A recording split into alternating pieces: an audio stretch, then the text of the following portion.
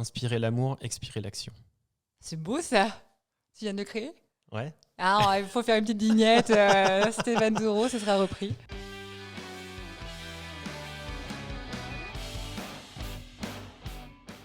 Bonjour à tous. Bonjour Stéphane. Bonjour. Alors, j'ai l'immense plaisir, l'honneur d'être en présence de Stéphane Touro. Donc Stéphane, il est vice-champion du monde d'apnée. Et pour démarrer, je te laisse te présenter. Oui, du coup, je suis vice-champion du monde d'apnée en 2016. Et j'ai une particularité, c'est que je suis apnéiste qui est né entre lac et montagne, à Thonon-les-Bains. Et j'ai évolué dans les lacs jusqu'à venir à Annecy en 2011, où j'ai évolué dans un environnement où il n'y avait pas encore d'école, il n'y avait rien, il n'y avait pas de structure. Donc, on va dire une construction un peu en marge, dans un sport qui est déjà en marge. D'accord. Alors, on va approfondir tout ça. C'est l'objectif aujourd'hui, c'est de faire plus en peu connaissance avec toi et avec ton développement au travers du temps et des années. Je vais peut-être déjà introduire un petit peu le concept de l'interview parce que je pense que ça va intéresser tout le monde. Donc, on change un petit peu notre concept. Sur l'objectif, c'est toujours de partager un parcours pour inspirer les gens et finalement leur permettre d'avoir des déclics. Sur le format, la différence, c'est qu'on va projeter une série d'images. L'idée, ça va être dans un premier lieu que tu nous dises ce que ça t'évoque. Non, il n'y a pas de piège. Non, l'idée, ça va être que tu nous expliques peut-être ton ressenti, ce que ça t'évoque. Puis moi, bien évidemment, je suis là pour te guider et t'aider sur derrière peut-être les parties qu'on va vouloir que tu développes ou que tu as envie de développer. Ok, ça marche. Ça marche là-dessus ? Ça va ? Tu te sens bien ? Ah bah ouais, ça va. Après c'est vrai que l'apnée, ça aide à gérer ses émotions. Même si c'est toujours encore difficile. Hein. J'ai plus de difficultés en conférence, mais... je suis pas assez impressionnante, moi, tu vois, ça a bien allé. On est là, regarde, dans toute intimité, on est comme dans le studio radio, on voit personne à droite, on est bien. Alors, on peut peut-être démarrer avec la première image. L'enfance. L'enfance. Ouais, l'enfance, exactement. Okay. Beaucoup de questions. Ouais, beaucoup de questions. J'avais beaucoup de questions. C'est pas moi, je précise quand même. Si, les yeux regardent, il y a une ressemblance. Ouais, c'est une époque où je me posais vraiment, vraiment beaucoup de questions et mon mental qui est déjà trop actif chez moi. Et je pense que là, c'était vraiment un point culminant. J'étais un vrai rêveur et je me posais tout le temps des questions existentielles et je bricolais dans ma chambre. D'accord. C'est ce qui me vient. Ton environnement familial, dans quel environnement familial tu as évolué ? Alors, j'ai évolué dans un environnement familial qui était quand même assez confortable. Bien que, on va dire, dans un environnement indirectement professionnel stressant, parce que mon père travaille dans la restauration. Il travaillait beaucoup. Donc, on va dire dans une famille très, très occupée. Ma mère travaillait également. Donc, c'était assez sportif, un peu dans le speed tout le temps. Et je pense que j'ai un peu hérité de ça. Ouais. Tu nous as introduit sportif déjà, ça promet pour la suite. Ouais, voilà, peut-être le côté hyperactif aussi. Mais quand on est hyperactif mental, on est hyperactif physique aussi. Hein. Je pense que ça va de pair, sûrement. Donc déjà une enfance où tu t'es pas reposé. Ouais. Si on va peut-être sur la photo d'après. Plus de difficultés. Ouais. Là, l'idée, c'est de nous expliquer qui était Stéphane Touro à 15 ans. Ok. Je dirais que c'était une... Ouais, le mot qui me vient, c'est pas le meilleur, mais c'était un peu la bataille. C'était d'arriver à se retrouver, soit quand on est complètement perdu, sans forcément avoir des bases sur savoir qui on est, et en plus dans un environnement où on est tout le temps tiré à droite à gauche. J'étais dans un collège, c'était quand même un petit peu la loi du plus fort. Donc il fallait se bagarrer un peu. C'est pas mes meilleures années dans le sens où j'ai pas les meilleurs souvenirs, on va dire, au collège. C'était vraiment de se protéger, de se mettre un bouclier et puis de rentrer dans le tas pour pas se laisser faire. En plus, j'avais du mal à me concentrer dans les cours à l'école. Et donc, ça donnait encore plus de stress avant d'aller à l'école. Donc, j'avais la boule au ventre quand même avant d'y aller. Ah ouais. J'ai pas vécu les meilleures années scolaires. C'est sûr que l'école a toujours été compliquée pour moi, en tout cas. Du sport à cette époque-là ? Alors, c'était mon moyen. C'était vraiment mon moyen de sortir justement de tout ça et d'arriver à me défouler et de me démarquer aussi. Parce que c'est dans le sport où je me sentais moi.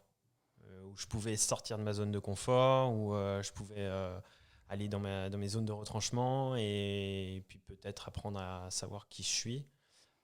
Donc énormément de difficultés dans les sports co.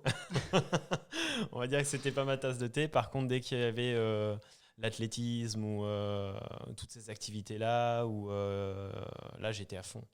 J'étais à fond, j'adorais ça. J'adorais le sprint en plus, parce que forcément on est des speeds dans la famille. Donc, Le côté explosif, ça. ouais, plutôt le côté explosif. Et du coup, le sport, à cette période-là, c'est le début et du coup, tu y es allé pour justement sortir de, on va dire, cette adolescence un peu compliquée, ou c'était déjà avant et ça t'a malgré tout permis de passer au travers? Alors ouais, le sport a toujours été là. Il a été là très tôt. J'ai fait des différents sports, 2 sports principaux, c'était le judo et le vélo. Le cyclisme m'a suivi quand même quelques années, parce que mon frère était cycliste. Il est arrivé aux portes des sélections de l'équipe de France sur piste. On a une famille de champions. Et après, il s'est orienté vers les études, c'était un choix. Et moi, c'est vrai que ça m'a toujours fasciné, m'a toujours passionné le monde du sport de haut niveau. Je sais pas, il y avait un environnement qui était différent dans le monde que dans le monde du travail. Il y avait des valeurs fortes que je retrouvais et je pense que de vivre l'aventure d'un sportif de haut niveau, je pense que c'était toujours dans un coin de tête à cet âge-là. Donc après, il y a eu le judo, j'ai fait aussi quelques années de judo et dès que j'ai découvert l'apnée en Corse, donc je pense tu vas sûrement m'y amener, il y a un moment la question de dire bon, qu'est-ce que je fais mais au final, tous les sports apportent pour son propre sport de prédilection. Donc au final, on va dire que ça a construit peut-être mon corps et mon physique vers l'apnée. Ouais. Est-ce que déjà dans les sports individuels, que l'athlétisme, le vélo, est-ce que c'était déjà, tu voulais te battre contre toi-même? Est-ce que c'était un moment d'isolement? Parce que du coup, généralement, les gens sont plus sport co et c'est super. C'est rare, on va dire en tout cas, de déceler ce sport un peu individuel. C'est là où j'étais fort parce que comme j'avais du mal, j'étais très timide, j'avais vraiment très très peu confiance en moi. Au final, les fois où je pouvais arriver à sortir pour arriver à trouver l'équilibre, il fallait que je me pousse. Et en fait, c'était très simple avec moi-même parce que c'est mon propre corps. Hein. J'étais seul avec moi. Pour moi, c'est ce qu'il y avait de plus simple. Et j'avais juste à foncer, quoi. Et je m'éclatais en plus parce que je me voyais bon là-dedans sans forcément beaucoup d'entraînement. C'est vrai qu'en sprint, j'étais toujours devant et c'est là où je me dis, si je pouvais faire de ma vie le sport, ce serait un rêve. Parfait. Alors avant d'approfondir ce rêve, avec la photo d'après, on va titiller un peu à ce sujet-là. C'est une question importante, hein, je veux dire. Ça monte crescendo. Hein, ouais, c'est ça. L'angoisse. Alors peut-être cette photo t'inspire l'angoisse. C'est quand même important d'en parler, je pense. L'idée derrière ça, c'est de comprendre l'importance ou pas, en tout cas comment toi ça t'a aidé ou pas, on va dire les études dans ta vie perso, professionnelle aujourd'hui. C'est toujours intéressant de savoir a posteriori quand on regarde en arrière en se disant malgré tout ça m'a servi ou pas, mais d'avoir du coup toi ton ressenti par rapport aux études que tu as pu faire sur ton développement aujourd'hui. Moi, c'est vrai que j'ai eu une très mauvaise expérience avec le système scolaire parce que j'étais très timide, introspectif et très peu confiance en moi. Donc au final, j'étais plus dans mes pensées et dans mon mental que dans l'instant présent. Donc forcément, beaucoup moins de capacité à enregistrer. Et donc je pensais que j'avais une mémoire pourrie. Donc de poisson rouge. Voilà, de poisson rouge. Et on ne peut pas dire ça parce qu'en plus, on ne sait même pas si les poissons rouges ont une bonne mémoire. Je m'excuse. Je m'excuse pour les poissons. Non, mais ouais, du coup, j'avais énormément de doutes par rapport à mes capacités. Et à chaque fois qu'on faisait une erreur, on était tout de suite mis en avant en disant tiens, tu as fait une erreur. Alors, à l'école, on connaît plus le stylo rouge que le stylo vert. Hein. Regarde, moi, j'ai un 4 couleurs, extrait pour ça. Changer voilà. à foison. Et donc, du coup, ça a été beaucoup de blocages. Mais grâce à certains profs, je pense que c'est certains profs qui m'ont amené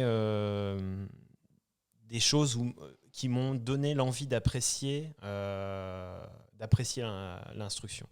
Enfin, certaines informations, que ce soit à travers l'histoire. Il y a eu un prof de mathématiques où pendant un an, j'avais vraiment apprécié. Il y a eu une année où l'anglais, au final, que je détestais à l'école, je l'avais apprécié. Et c'était malheureusement, on change tout le temps de prof, c'est jamais les mêmes et ça tourne tout le temps. On n'a pas le choix des professeurs. Et on se retrouve du coup avec des affinités ou non. Donc je dirais que j'ai retenu des choses avec des profs avec qui j'avais des affinités et les autres malheureusement beaucoup moins. Ouais. Est-ce qu'aujourd'hui, là où tu en es, toi personnellement, tu te dis que ça t'a aidé, que ça aurait pu plus t'aider si tu avais vécu les choses différemment, que malgré tout, de toute manière, tu as trouvé d'autres moyens, d'autres réflexes pour, on va dire, te développer? Pour moi, l'école m'a permis de prendre conscience aussi de ses qualités et de ses défauts. Et le fait d'avoir pu comprendre m'a permis de prendre confiance en moi. Pour me dire, non, c'est pas que toi. C'est tout un système en fait qui fonctionne comme ça et qui te pousse à découvrir qui tu es vraiment par tes propres moyens. Que de pré-mâcher le travail, au final, ça n'a jamais servi les gens. Je pense que de donner toute l'information en intégralité à quelqu'un, c'est pas ce qui va le faire avancer. Ce qui va le faire avancer, c'est les échecs, c'est les erreurs. Et au final, j'ai fait beaucoup d'erreurs à l'école. Et peut-être que c'est ce qui m'a sûrement apporté beaucoup par la suite, parce que je les ai vus d'un angle différent ou avec une vision différente. Et après, j'ai appris ce dont j'avais besoin par rapport à mon travail, à ce que j'avais envie vraiment de faire dans ma vie. Et au final, le fait de ne pas avoir apprécié ces périodes-là m'ont encore plus conforté à aller vers quelque chose que j'aime. Parce que à chaque fois que j'ai forcé les choses pour faire un travail ou même en intérim ou faire du petit boulot, des choses que je le faisais vraiment pour me nourrir, ça durait 1 mois ou 3 semaines, mais pas plus, quoi. J'arrivais pas, il y avait quelque chose qui faisait que c'était insupportable. Et donc, j'étais poussé progressivement à m'orienter sans savoir, de manière obligatoire vers ce que j'aime. Et je pense que c'est ça, c'est tout faire pour qu'au final, les choses qu'on fasse, on les fasse par amour, et on les fasse pas par rejet ou parce qu'on nous l'a dit de les faire, de le faire. Mais ça, c'est la différence qu'il y a entre le mental et l'intuition. Alors, on va y aller. Step by step. Exactement.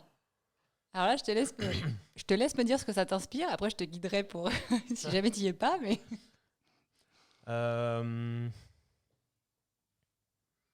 j'ai deux choses qui me reviennent. Le souvenir justement de jouer au foot. Je pense que de toutes mes années de scolarité, il y a une fois où j'ai apprécié jouer au foot avec les copains parce que c'était les seuls avec qui je m'entendais.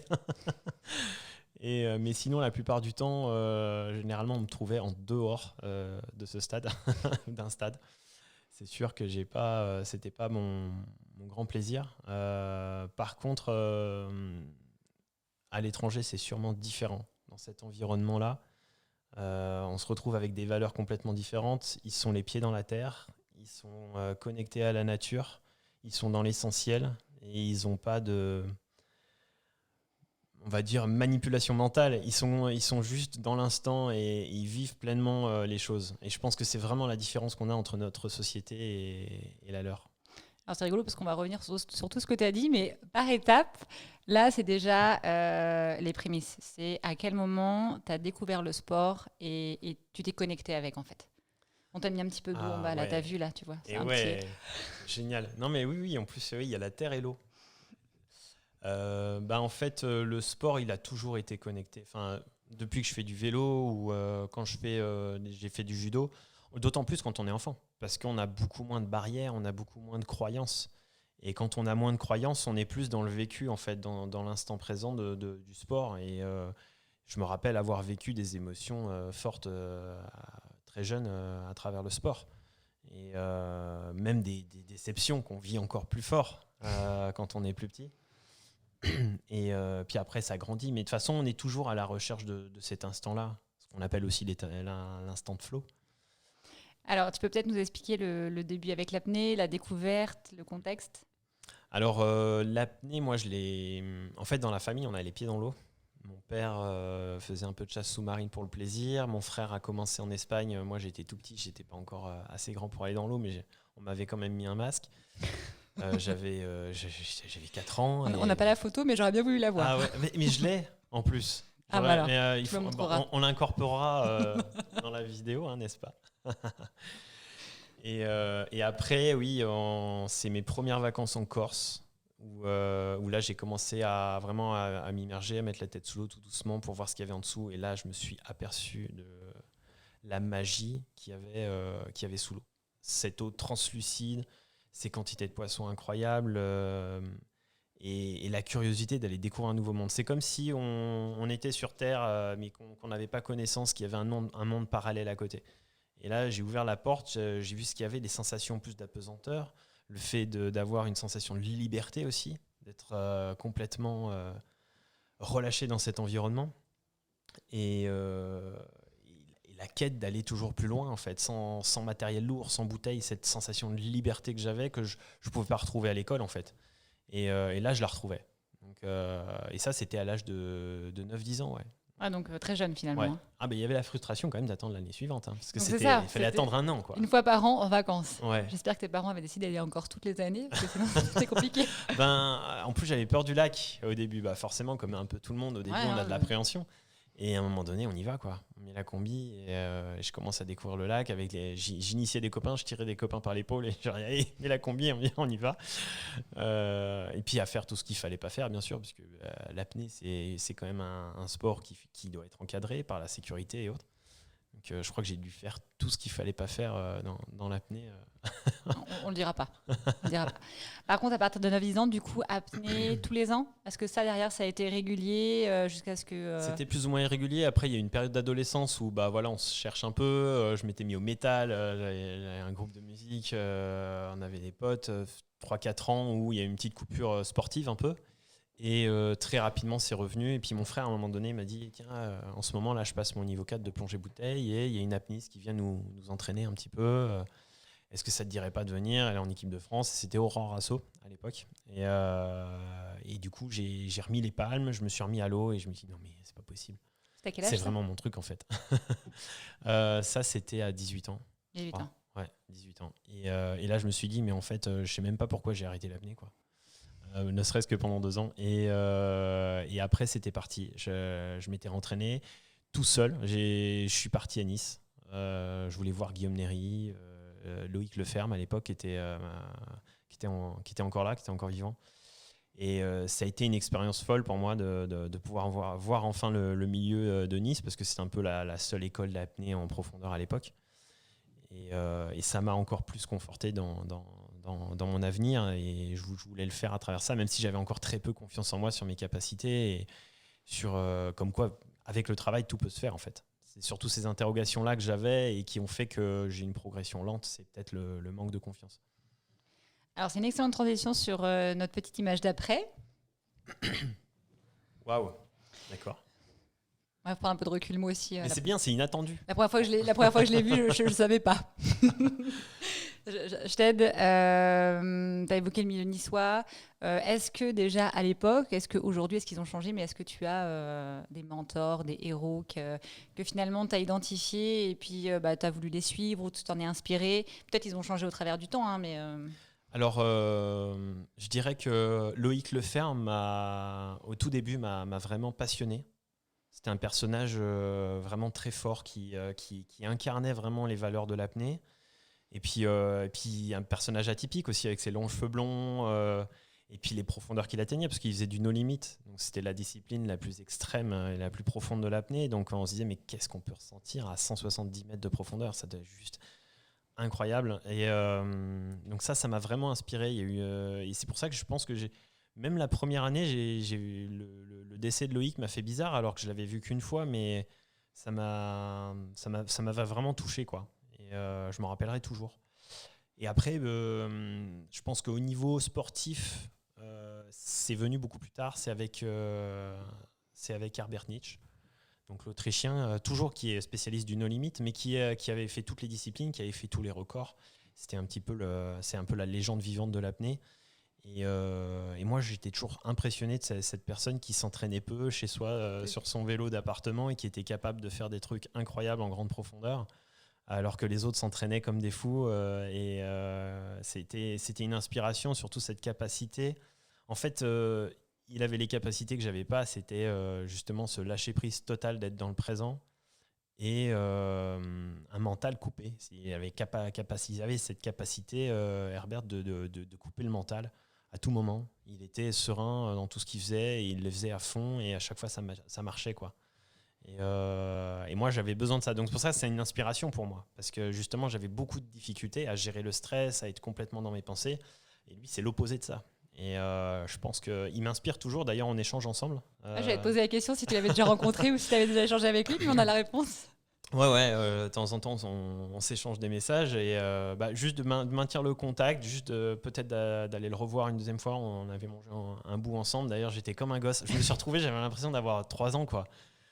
D'avoir 8 ans, quoi. Mais c'est comme si c'était mon héros en face. Mais en tout cas, c'est une belle personne. Est-ce qu'il t'a donné des trucs et astuces qui t'ont permis peut-être de progresser ou de voir les choses différemment ? Par échange, juste sur l'aspect mental, en fait. Je pense que c'est beaucoup sur l'aspect mental qui m'inspire. Et sur le langage, quand il a dit quelque chose qui m'a fait marquer. Et il a dit, vous les Français, vous êtes des poètes. Et c'est totalement vrai. C'est que nous, on est dans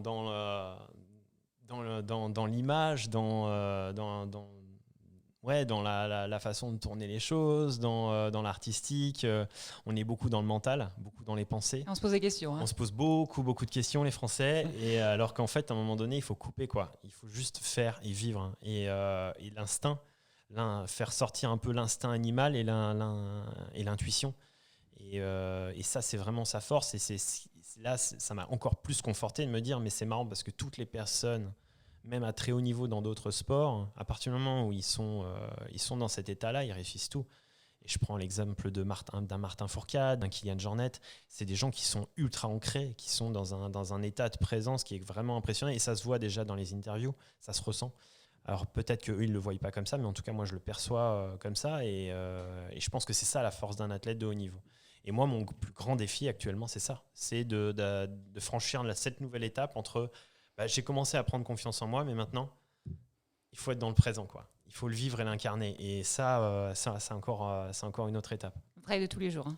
Oui, ça c'est sûr. Je pense et ça devrait être le travail de tous les jours dès l'école. On devrait l'enseigner. C'est quelque chose qui devrait s'enseigner. C'est ce que tu mettrais dans la pleine conscience ? Oui. Eh oui. Ouais, j'ai fait mes devoirs. Non, on s'est déjà vu en fait. Hein. L'état de présence dans l'instant. Et c'est un entraînement, ouais. Si on va sur notre petite image, à chaque fois, tu as un petit suspense. Hein. Après, dans la musique, j'ai d'autres... Attends, on va revenir en arrière. Du coup, dans la musique, moi, je veux savoir. Ah non, je suis plutôt punk. J'ai adoré, je crois que mon groupe favori depuis ces dernières années, c'est NoFX. C'est complètement décalé, mais j'adore. C'est un groupe qui me fait sourire et qui me fait jumper, qui me donne le coup de boost quand j'ai besoin d'avancer. Et celui qui me fait rêver, c'est M83. Ouais. D'accord. Comme ça, vous saurez tout sur Stéphane. Vous pouvez rajouter ça dans les questions pour les prochaines interviews. Est-ce que...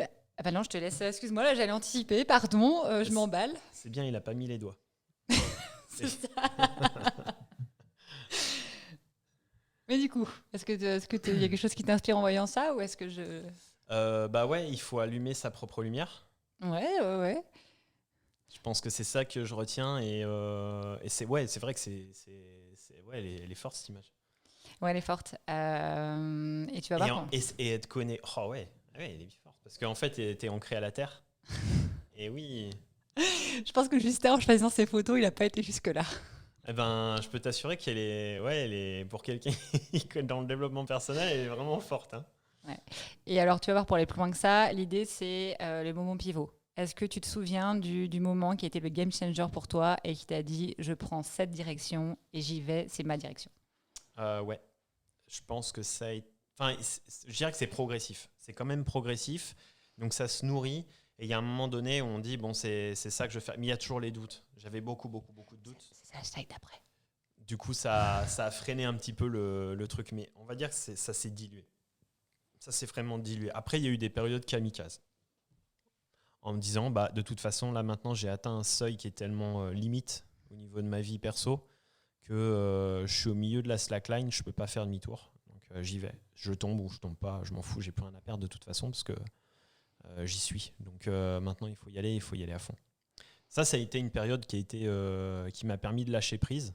C'était l'année où j'ai été vice-champion du monde. Ah bah voilà, comme quoi. Il y a un message derrière ça. Lâchez prise et vous gagnez des records. Voilà. Lâchez prise, vous gagnerez des contrats. C'est souvent comme ça que ça tombe, hein. C'est quand on lâche prise.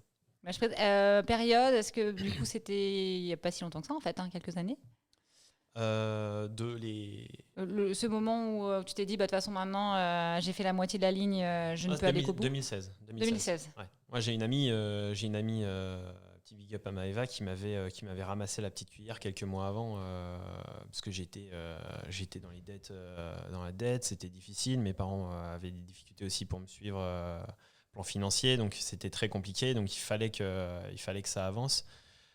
Énormément de périodes de doute et ouais, ça a été difficile. Et puis avant les championnats du monde, en fait, j'ai reçu un coup de fil sur le bateau d'un banquier qui me dit de toute façon les cartes sont bloquées, on peut plus rien faire, tout est keblo. J'ai été bloqué à Nice, je pouvais pas remonter sur Annecy et j'appelle la Fédé, je leur ai dit les championnats du monde, laissez tomber, j'oublie. Et ça, c'était juste avant de partir sur 104 mètres en entraînement. Donc j'ai fait ma plongée. Juste après. Et j'ai dit, je viens pas au championnat du monde, laissez tomber, de toute façon, je suis trop dans la galère, faut que je trouve d'autres solutions. On m'a dit, non, tu discutes pas, tu prends ton billet, on prend ton billet, tu viens en Turquie. Et puis voilà, 2 semaines après, boum. C'est ce qu'on dit, des fois il faut vraiment toucher le fond, puis une fois qu'on est en bas, là, on peut que remonter. De toute façon, à un moment donné, on peut plus creuser. C'est ça, et à un moment donné, on peut plus aller au fond, donc on peut que remonter. Et des fois, c'est là où il y a les plus grosses surprises, quoi. Donc c'est cool. Du coup, c'est bien, tu vas pouvoir approfondir sur la diapo d'après, tu vas voir. Ah. Là, ça t'inspire. Est-ce que tu prends la porte jaune, toi ? Non. J'étais sûre. Là, du coup, c'est plutôt le... Ouais. Alors, la question, c'est est-ce que tu as des moments de doute, t'en as eu, t'en as encore ? Je pense qu'on peut faire un parallèle avec ce qui se passe en ce moment au niveau médiatique. C'est la petite anecdote, le petit passage. Pardon. Non, il n'y a pas de souci. Non, je ne prendrais pas la jaune. Je dois choisir une porte ? Non, pas du tout. Ah, d'accord. Parce qu'en plus, il n'y a même pas de numéro, c'est vrai que c'est perturbant. Non, c'est plutôt la prise de risque. Ah, la prise de risque. Ouais. Ça te connaît pas, ça, la prise de risque. Ça dépend dans quel contexte, ouais. La prise de risque, si, quand même. Hein. Ouais. C'est vrai que j'y suis allé. Et puis en plus, j'y allais à la pioche des fois. Est-ce qu'il y a des moments où tu as pris des risques plus que d'autres ou peut-être ça a été extrêmement payant. Justement, cette prise de risque, ça t'a permis d'aller plus loin. Est-ce qu'il y a des moments où tu te dis j'aurais dû prendre plus de risques parce que finalement j'étais capable de le faire ? Est-ce que tu as un peu cette analyse ? Ouais, à un moment donné, en fait, il y avait moins de prise de risque. En fait, je pense que j'étais trop prise de risque. Je pense que à un moment donné, j'ai été trop dans la prise de risque sur certains trucs. Sur l'aspect financier, je regrette rien parce que au final, j'ai fait des erreurs financières qui m'ont permis de progresser et de comprendre que ça marchait pas. Il n'y aurait pas eu, je pourrais pas faire ce que je fais actuellement. Et il y a eu des prises de risque sur le plan physique où j'ai une capacité à me pousser dans mes retranchements et à me rentrer dedans qui est un peu trop supérieure par rapport à mon sport, où l'apnée demande justement d'avoir du recul et plus de marge en termes d'engagement. Il faut s'engager, mais de manière beaucoup plus sereine, avec de la marge de sécurité. Donc, il y a eu des blessures. Donc, forcément, ça m'a fait ralentir. Il y a eu des syncopes, ça m'a fait ralentir. Donc, en fait, trop d'engagement dans mon activité purement sportive, on va dire qu'elle a plus freiné ma progression qu'autre chose. Mais comme j'étais quelqu'un qui avait besoin de fonctionner avec l'expérience, c'est sûrement quelque chose qui m'a encore plus forgé, en apprenant encore mieux à me connaître justement sur comment avancer sur mes performances. C'est ce que j'allais dire. Au final, la prise de risque au sens large est celle que tu as eu le mérite de prendre.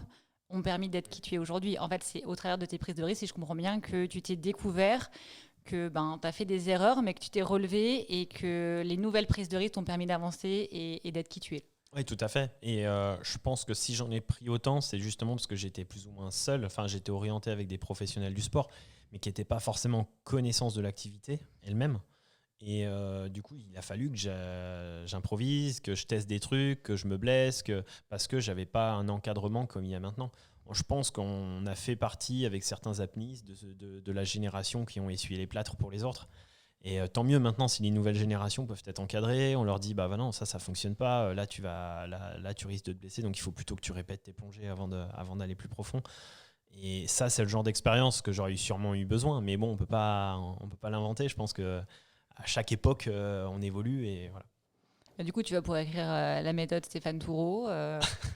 Comment se développer dans l'apnée. Non, mais c'est vrai en plus, je veux dire si. Oui, bien sûr. Ah bah là, je peux dire ce qui fonctionne pas. Oui, c'est sûr. Après, on est tous différents. On n'a pas non plus les mêmes approches. Chacun a sa façon d'avancer et ça, c'est important.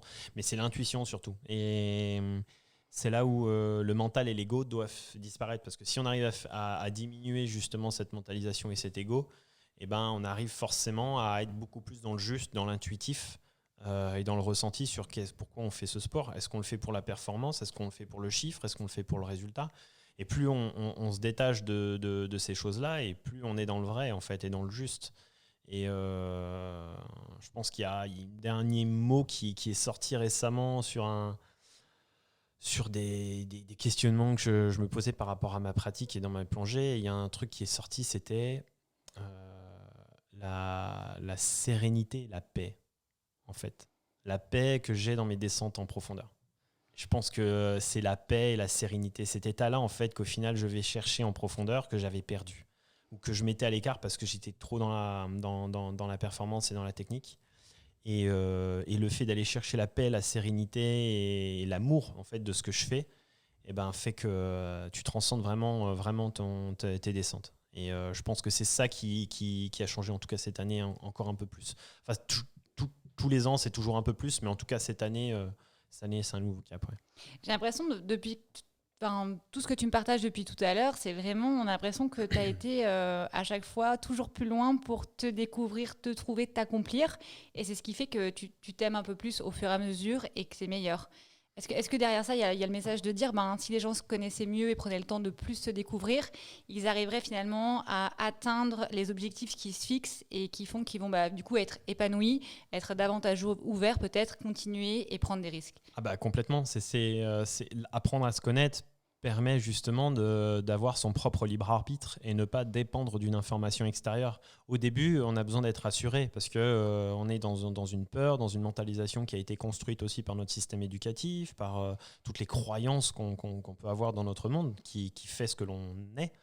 Et pour le déconstruire et pour revenir à l'intuition et faire les choses qui nous correspondent vraiment, ça se nourrit et ça se cultive. Et je pense que les sportifs ont cette chance-là d'aller à cette recherche. Et je pense que s'ils font ça, c'est pas un hasard. Ils vont se chercher à l'intérieur. Il y a énormément de sportifs de haut niveau. Ils ont eu des difficultés dans beaucoup de choses. Et le sport a été l'outil qui leur a permis d'évoluer sur eux. Et des outils, il y en a plein. Que ce soit la musique, que ce soit l'art, que ce soit à partir du moment où on fait quelque chose qui est artistique, sportif, on est obligé de travailler sur nous-mêmes, sur notre propre corps. Et ça, c'est une force. C'est une force, surtout en ce moment où l'information elle est complètement diluée. On ne sait plus qui dit vrai, qui dit faux. Il ne faut pas chercher le vrai ou le faux, en fait. C'est son vrai. C'est son propre vrai, son propre juste. Et se poser les questions à soi-même et pas aux autres. Il y a une autre chose importante que tu dis depuis tout à l'heure, et je vais le relever parce que je pense que c'est quelque chose alors je vais dire qu'on promouvoit mal, mais c'est le fait de faire des erreurs, de se tromper. Et on met pas assez en avant en fait, le fait de se tromper, tout ce que ça peut apporter comme information, capacité à grandir. Je pense que toi, dans le parcours que tu nous décris, tu as fait des erreurs comme plein de gens. Par contre, visiblement, toi, tu as su en faire ressortir le meilleur. Oui, après, il y a eu beaucoup d'erreurs. Donc, plus tu fais d'erreurs, forcément, ça aide. Mais la culture de l'échec, elle est intéressante. je pense qu'il faut la développer plutôt que la diaboliser. En France, c'est vrai qu'on a un pays quand même qui a construit énormément, enfin comme beaucoup de pays. Hein. Je dis pas que la France elle est unique là-dedans, hein, mais on est quand même des champions sur le fait de diaboliser un petit peu l'échec, alors qu'au final, il est constructif. Et je pense qu'on devrait s'inspirer justement de ce système inverse qui est de cultiver l'erreur. Je retiens une phrase qui m'a beaucoup plu. J'essaie de me retrouver son prénom. Mince. C'est un conférencier, un jeune conférencier. C'est David. Je sais pas, mais dis la phrase, hein. Ça va te Je sais changer. plus. Ouais. Et bref, il disait, en fait, faites des échecs volontairement. Mettez-vous des échecs dans la journée pour les cultiver. Et en fait, en faisant volontairement des échecs, on les annihile, on les supprime. Parce qu'en fait, on est capable, sur plusieurs plans déjà, de les accepter en tant que tels. On est capable de rebondir plus vite, parce qu'une fois qu'on l'a fait nous-mêmes, l'erreur, et en plus volontairement, notre capacité de résilience, elle est plus forte aussi. Et quand on sait que l'échec est important et intéressant, à ce moment-là, notre résilience, elle réduit de manière très rapide, en une seule fois. Et plus notre capacité de résilience, elle est réduite au niveau du temps, plus on est efficace et plus on évolue vite. En fait, c'est ça. Plus on réduit ce temps de réaction de la résilience et plus on est performant. Au final, il faudrait que ça prenne qu'une seconde. De se dire, ah mince, qu'est-ce que je fais ? Ok, boum, allez, hop, on y va. J'ai des progrès encore. Ah non, mais moi, des fois, je râle pendant 1 heure hein, sur des choses que j'étais le premier à balancer la palme à la sortie de mes performances. Et ouais, bref, c'est une longue histoire. Petite image suivante. C'est la même question. Non, bah c'est plus les moments les plus difficiles. Mais on en a parlé, tu nous as évoqué, tu vois, typiquement la sortie du bateau. Donc je pense que l'idée, c'est pas forcément d'y repasser. Mais voilà. Ouais, je pense que ça a été les syncopes. Ça a été dur. Physiquement, ouais. Ouais, ça a été dur. Surtout que quand on annonce des choses très sereines, avec une marge de sécurité, on se met d'accord avec tout le monde et quand on part, on fait notre plongée. Puis au final, il y a un retard, il y a plusieurs choses qui s'accumulent qui nous amènent en fait à avoir un échec sur la sortie et à faire une syncope. Et c'est les championnats du monde, c'est la fin de la saison. Du coup, c'est des remises en question difficiles et quand ça arrive 2 fois de suite, c'est dur. Je pense que ça a été dur à un moment donné de se dire mais qu'est-ce que je fous là ? Est-ce que c'est vraiment ma voie ? Et en fait, non, à chaque fois, c'est de dire on s'accroche, on tient et on se pose les bonnes questions et on y retourne. Justement, c'est en plein là. Allez. Le truc, c'est comment tu surmontes ça en fait ? Est-ce que tu as quelque chose auquel tu te raccroches qui fait part de ta motivation, je ne sais pas, mais qui te permet finalement, tu vois, tu nous parles des 2 échecs consécutifs. Après le deuxième, tu aurais pu aussi arrêter, j'imagine. Ah oui. Donc, qu'est-ce qui fait que tu les surmontes ? Je pense que c'est la passion. La passion. Bien, le mot, c'est la passion et cette joie infinie qui est la réussite. D'avoir accompli quelque chose, d'avoir pris du plaisir et d'avoir évolué sur soi. Et en fait, je pense que ce qui me motive encore plus maintenant, c'est vraiment de se dire, tu fais évoluer ton corps, mais aussi ton âme. Quand tu es sur ces degrés-là, de te dire, ce que je fais dans ma vie, en fait, c'est pour m'apporter à moi et pas juste pour autre chose. C'est juste pour évoluer, en fait. C'est mon outil, c'est mon moyen. Et en même temps, je m'éclate et j'aime ce que je fais. Je pense que c'est ça qui me maintient, quoi qu'il arrive, dans toutes les circonstances, qui me maintient à m'accrocher jusqu'au bout. Parce qu'au final, c'est un challenge, les échecs. Et maintenant, je les vois vraiment comme un point fort. Alors c'est sûr, il y en aura moins maintenant. Normal, on apprend. Hein. On apprend. Mais en tout cas, c'est une évolution constante. Celle d'après, c'est ma préférée, je crois.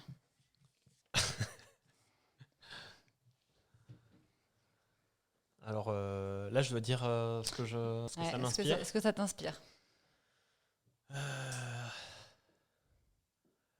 C'est peut-être quelque chose qui est très intéressant dans le milieu sportif.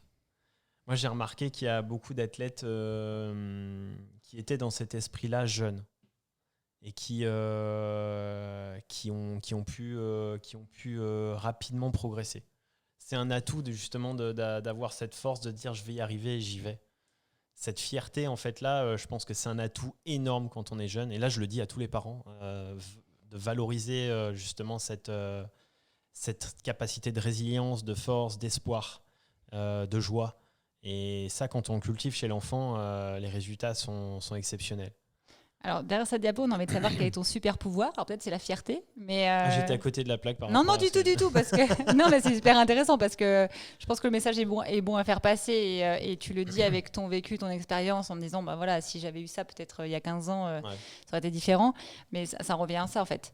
C'est-à-dire que peut-être que le fait d'être hyper fier pour quelqu'un, c'est son super pouvoir qui lui permet de vouloir en permanence atteindre cette fierté et qui fait avancer. Ouais, et je pense que c'est les croyances qui nous construisent, l'espoir et la foi qui nous fait avancer. Je pense que c'est ça surtout, c'est d'avoir la foi et ça se cultive à travers la joie, à travers la valorisation. Je pense que quand on valorise quelqu'un, c'est un mot valorisant pour quelqu'un, c'est x10 en termes d'impact. Et autant sur le côté négatif aussi, on peut aussi détruire quelqu'un très rapidement. Et ça, c'est important d'en prendre conscience parce qu'au final, la personne qui est en face de nous, c'est nous-mêmes. Et l'effet miroir, il est important. Ouais. Il est important.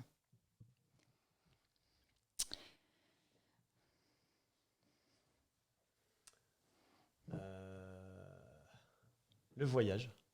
Ouais, l'international. L'international. Est-ce que l'international, c'est quelque chose qui compte dans ton développement personnel, professionnel? Est-ce que ça joue un rôle important? Pas du tout? Vraiment important. Vraiment important? Ouais, parce que je pense qu'on est comme on le dit, on a un système éducatif, on a un environnement qui fait qu'on est et qu'on pense.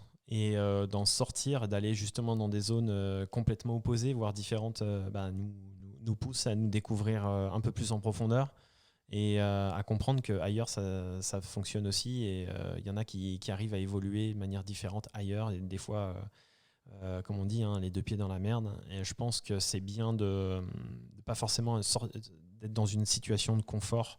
Parce que nous, on est dans un pays occidental qui est très dépendant à son confort. Et je ne dis pas qu'en international, c'est l'inconfort. Au contraire. Il y a des endroits qui sont très confortables. Mais au final, aller dans un 4 étoiles à l'étranger, pour moi, c'est une stupidité.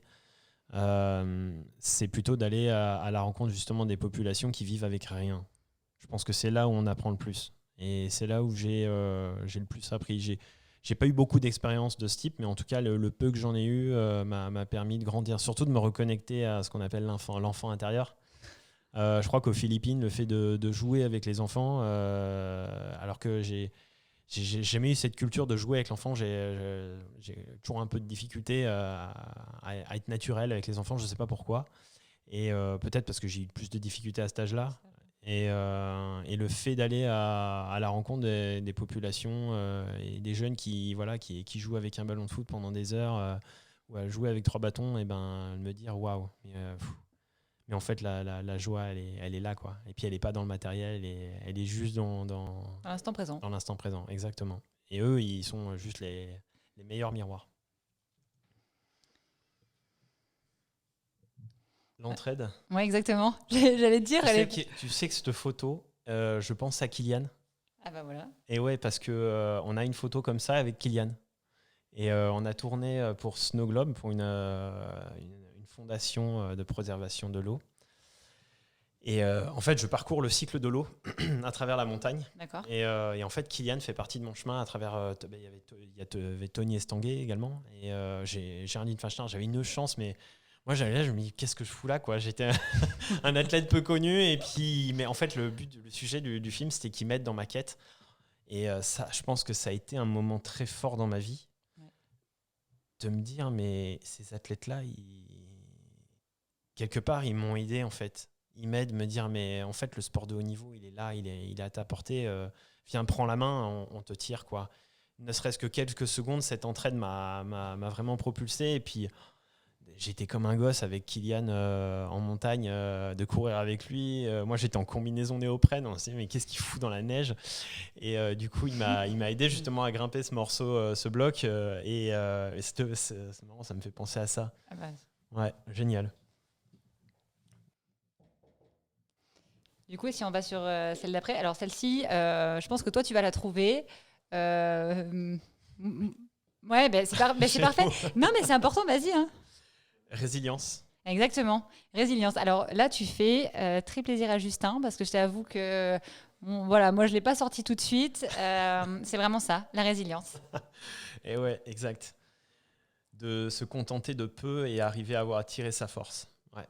Ça, c'est ton leitmotiv, c'est quelque chose que tu portes au quotidien? Complètement, complètement. Après, je me suis mis dans une situation de confort aussi pour pouvoir mettre tout ce qu'il faut, mais j'intègre toujours la résilience en point central de mon entraînement.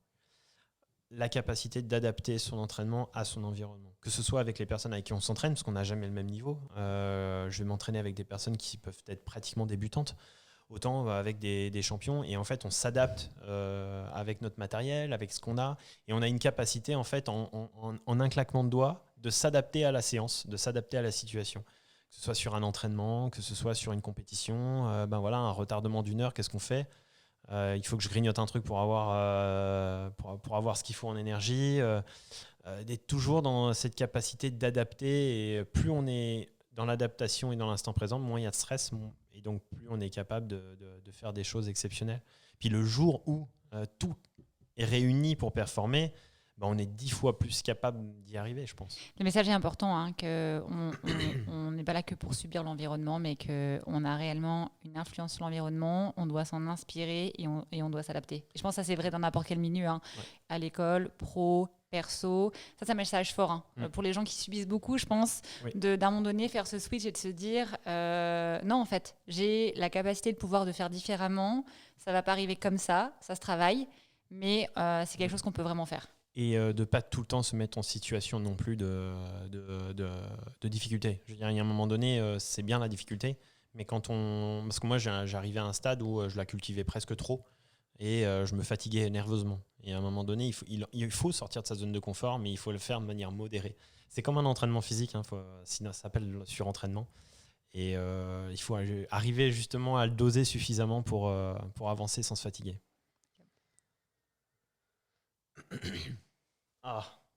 J'ai regardé les films il y a peu de temps. Ah ouais.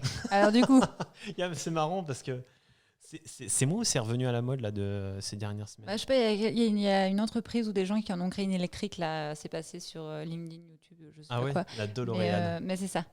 La DeLorean. Ouais, j'ai revu les films, ça m'a rappelé mon enfance il y a 2 semaines. Derrière ça, on a envie de savoir quels sont tes projets futurs.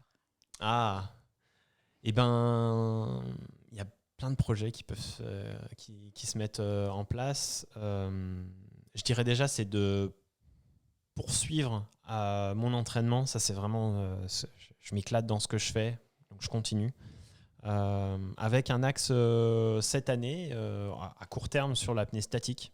J'aimerais me mettre un peu plus à l'apnée statique, parce qu'avant, c'était mon anti-spé, je le voyais un peu négativement. Et maintenant, j'ai envie que ce soit mon point fort. D'accord. De me dire, non. Maintenant, je change. Je choisis, je suis acteur. Voilà, je suis acteur et ça va être mon point fort. Donc, j'ai décidé de travailler l'apnée statique cette année dans le but aussi d'aller un peu plus loin en profondeur, parce que ça va forcément aussi m'apporter dans mes disciplines. Et puis, ça va me donner aussi de nouveaux challenges. Donc, ça va être intéressant. Et à plus long terme, je dirais un bouquin, peut-être. J'en ai pas encore parlé, mais en tout cas, c'est dans ma tête. C'est dans un coin de tête, j'y réfléchis. Je veux pas me précipiter à sortir quelque chose pour sortir quelque chose. Ça, c'est pas du tout mon but. J'ai envie de sortir quelque chose qui fasse un parallèle entre ma vie, le sport, la spiritualité et vraiment l'éveil de conscience, mais à travers le sport. Du coup, on se reparlera quand il sera sorti. Tu nous feras un petit avant-première. Ouais, sûrement. Ça, c'est sûr. Vous ferez partie en tout cas, vous serez dedans. Sûrement. Et après, c'est une continuité. Donc,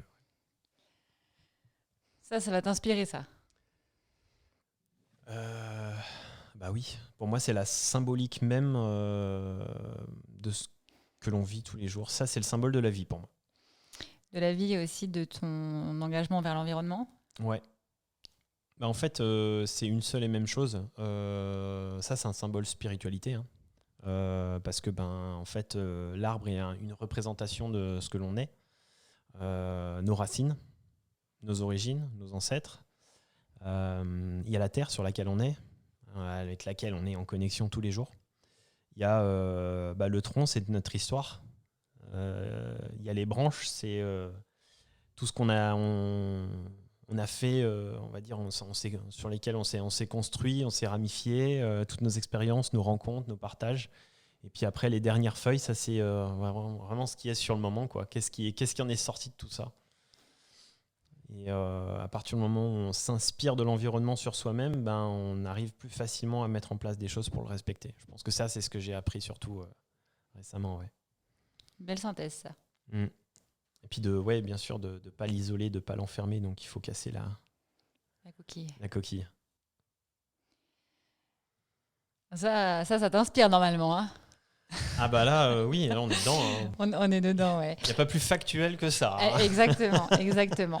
Et pour terminer là-dessus, du coup, il y a quelque chose d'important pour nous. Alors nous, au travers de Super Group Life, on a un slogan qui est Chief Your Future, qui est vraiment l'idée d'inspirer les gens pour qu'ils managent leur futur, leur carrière, pour qu'ils avancent. Toi, Stéphane Taureau, ton slogan à toi, ce serait quoi ? Tu me laisses 2 secondes ? Je te laisse 2 secondes. Attends, je remets un petit.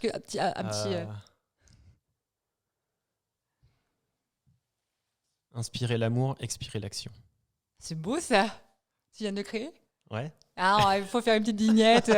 Stéphane Taureau, ce sera repris. Ouais, parce qu'en fait, c'est l'amour de ce que l'on fait et dans tout ce qu'on fait, c'est l'amour hein, qui est le cœur vraiment même du développement personnel, qui nous amène en fait à vivre les choses pleinement dans l'instant présent. Parce que sans amour, on ne peut pas être dans l'instant présent. C'est en aimant les choses qu'on est dans l'instant.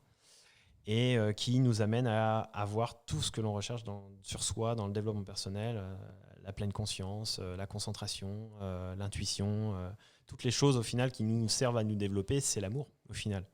Et je pense que là, on a encore énormément de travail à faire, entre nous en tout cas, et il faut arriver à se détacher d'un environnement, à filtrer l'environnement en tout cas pour qu'il soit le plus propice à ça justement. Ouais. On va terminer là-dessus. On espère que les gens vont être inspirés par ça. En tout cas, moi, je te remercie beaucoup pour ton temps et pour partager tes nombreuses expériences et je te souhaite une excellente continuation. Merci beaucoup.